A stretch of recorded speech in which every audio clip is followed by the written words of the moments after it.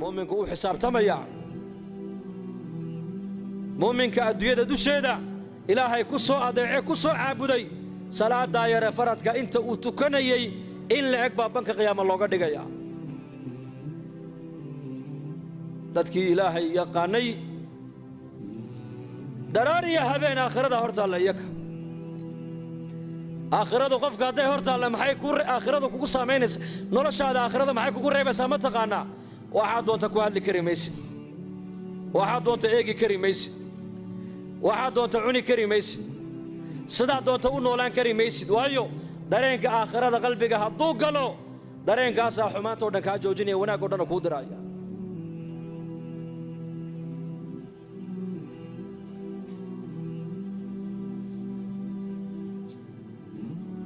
dareenkaas qofka qabanaya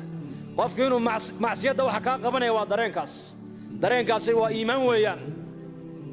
iimaan ilaahay rumee aakhirana rumee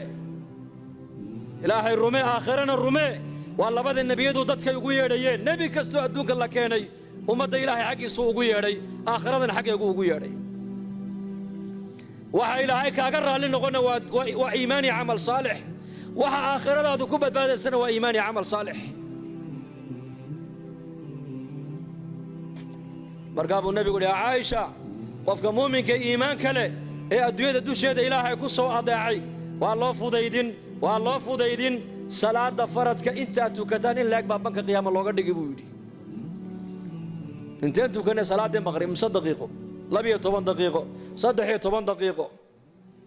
muuminka iimaanka leh ee adduunyada intuu joogo ka sahay qaatay ee ilaahay tabaaraka wa tacaala agtiisa wax sii dhigtay ee aakhirada ku sii xisaabtamay ee talaabadu qaadayaba eega aakhiradiisa hadalku intuu ka soo bixin qofka muuminka aakhiradu eega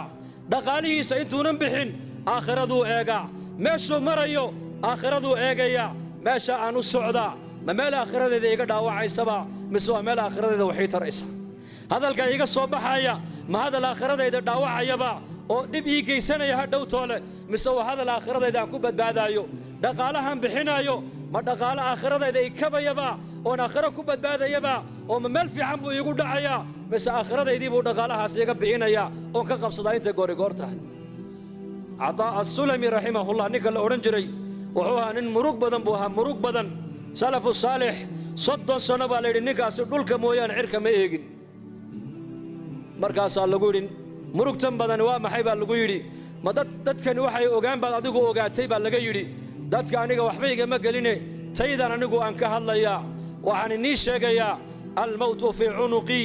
geeridii baa qoorta ii sudan walqabru baytii halka lay dhigayana waa qabriga weeyaan walqiyaamatu mawqifii meesha lay joojinayana waa banka qiyaamo weeyaan wa cala siraati tariiqii waddada lay marin doonana waa jidka siraad weeyaan warabbii laa adri maadaa yafcalu bii rabbigay wuxuu igu samayn doonana kama warqabi buu yidhi anigu